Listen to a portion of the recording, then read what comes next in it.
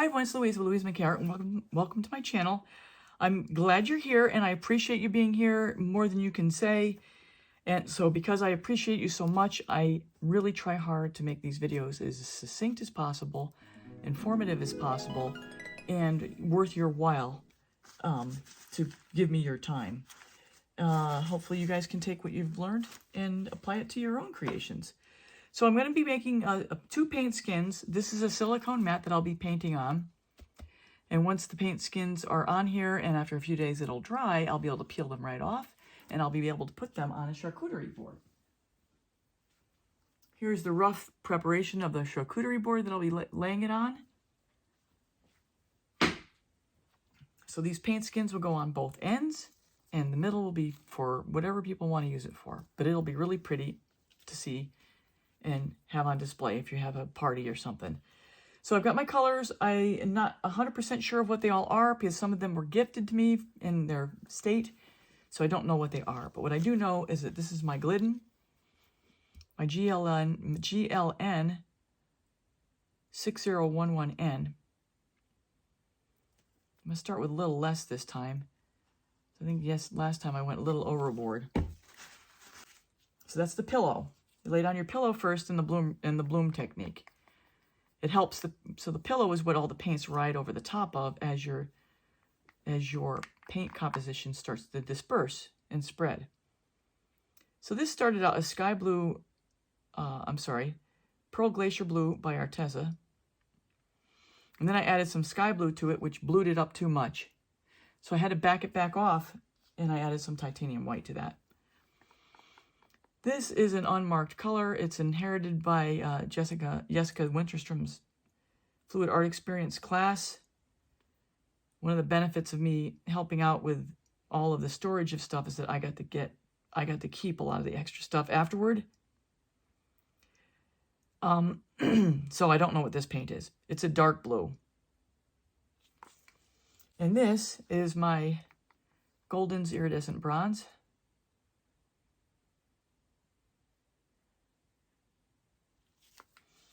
This is another inherited color. I can't tell you what it is. It's not that I'm not going to. I just don't know what it is. Certainly a mica powder. It's gorgeous. It's like a turquoisey blue. It is really pretty. Shimmery.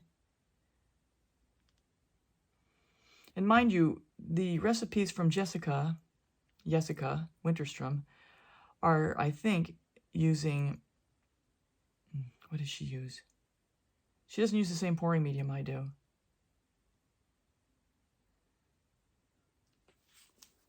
Oh, she uses the Bear Dynasty. That stuff's expensive. It's like $69 a gallon. This is Golden's Iridescent Silver. My Valspar is like, it's like $44 a gallon. But anyway, I have mixed pouring mediums in here. But that's okay. It doesn't matter. I mix stuff all the time. It doesn't matter. What's most important is that you have recipes that cooperate with each other and consistencies that we're working together. Now this is my Payne's Gray combination. Payne's Gray made with Arteza and there it is. Gosh, dang it.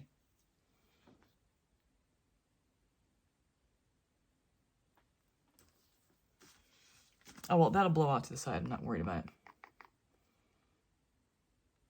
Payne's Gray from Arteza and Golden.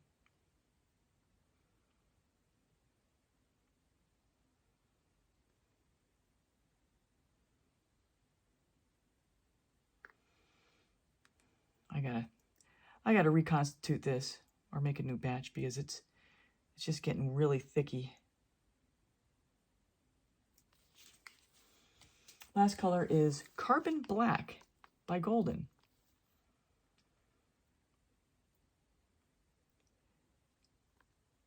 When I was making a trial CD yesterday, it was a very safe color combination. A lot of blues. And blues and blues and blues, it's just always nice. So I decided to add the silver, the bronze and the black to it to really pop it, and it did. Okay, this is Jessica's Australian Floetrol. So if you ever see me using these bottles, it's Australian. It's late. I just don't like using I like using the stick. For me, these tend to put air bubbles right in it. But everybody's got their thing. There's no right or wrong. It's just whatever works for you. And if you want to see an American Floetrol cell activator recipe, I will link mine above. It's video 141. It works really well. I'm sorry that my head's in the way here, but what I'm doing is I'm blowing straight down into the cell activator to blow the cell activator out to form a ridge in as much of a circle as possible.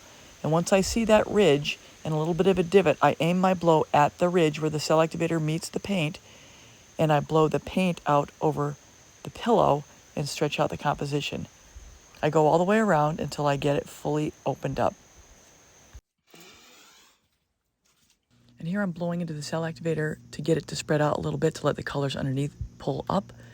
It probably means the cell activator is getting a little thick. Dark side and the light side. Again, I'm sorry my head's in the way. I probably need a different angle the next time I do this. But all I'm doing is I'm blowing through the straw into the cell activator to try to get the cell activator to spread out a little bit, because it's probably thickened up a little bit over time since May. And I'm just blowing the cell activator out to get the colors underneath to push up. I'm going to add a little bit of pillow. I want it to go more this way than this way because I need it to fit on the charcuterie board with about 8 inches on one direction and about 6 in the other. So I'm going to go on fast forward and cut out where I can to save some time during the video, but all I'm doing here is laying down some pillow so when I spin, the composition will have paint to flow onto. All right, here we go. A little spin. Hopefully I'm fairly centered. And I'm reckless today. I don't have anything taped down. I know better. What am I doing? I'm setting a bad example.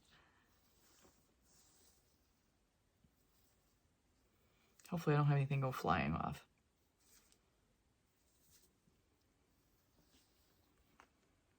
I'm going to cut out a little bit of the spinning as we go forward.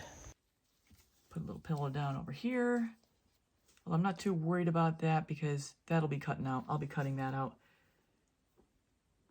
And I really do like making these things this way with the paint skins because I really have so much more control over the composition and what lays where.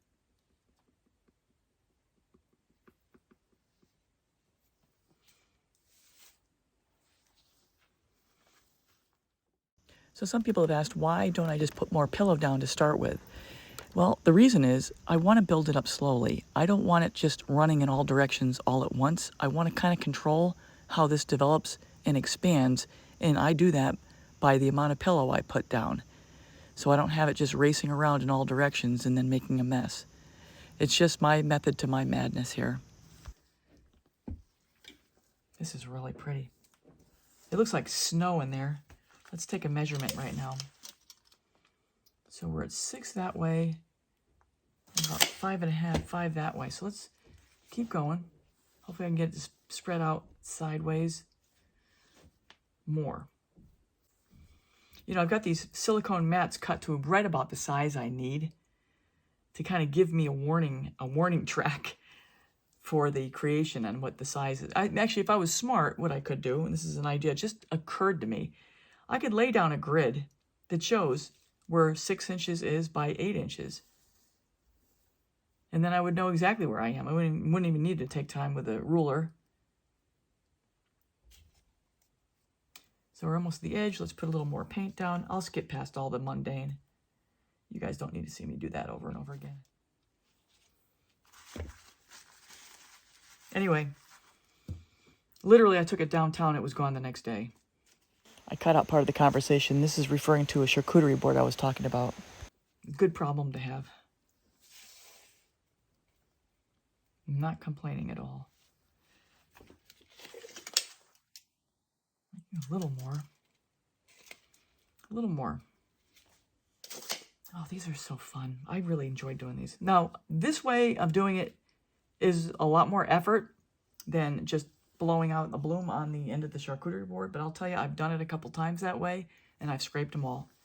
So I just don't like that I'm just limited to how it is on the board. Plus, the nice thing about this is when you cut it out, you actually leave some of the wood left on the board. You leave some of the wood showing up behind the creation. And it just looks really pretty. It looks like it's just coming out of the board. I can go a little more. All right, a little more. And people are often asking me what I get for my pieces, and I'm not going to answer that question because truly it depends on your market, your quality, your cost of materials, and what it's worth to you. So you have to figure that out for yourself. Starting to run away there.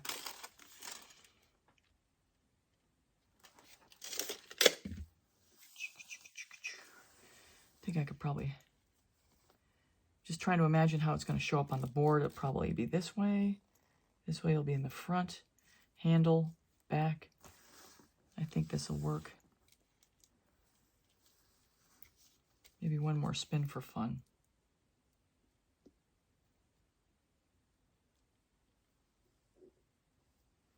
Because I can cut a lot of this other stuff off.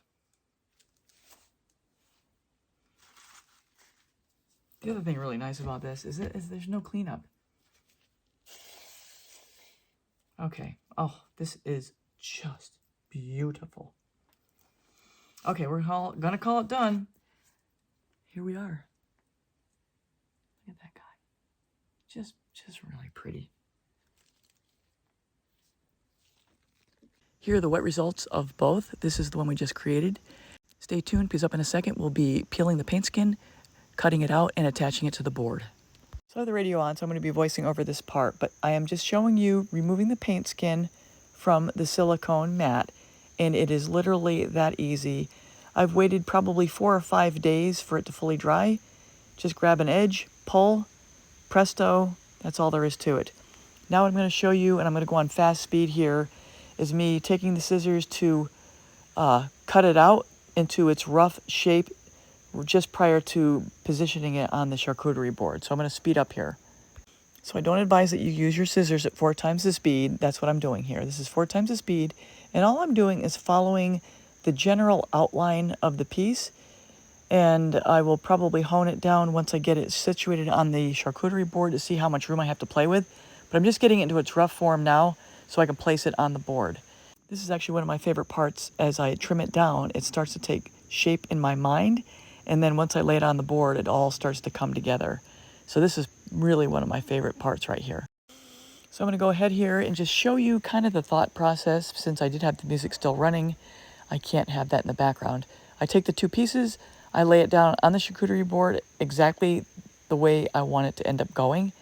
So I kind of just play around in different formations, looking at it one way, flipping it around, looking at it another way, bearing in mind how the edges are going to fold over the sides. I'm taking all this into account as I'm eyeballing it. And this to me is why blooming directly on the board is not as beneficial as doing it on a paint skin, because this is the benefit. You can take that paint skin, it's dry, you can move it all around, you can adjust it, you can change it, you can cut it even, still leave the board through it like I mentioned before.